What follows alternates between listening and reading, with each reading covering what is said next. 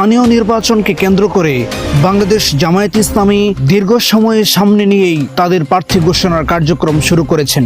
তারই প্রেক্ষিতে কালাদহ ইউনিয়নে জামায়াত ইসলামীর চেয়ারম্যান প্রার্থী ঘোষণা করেছেন।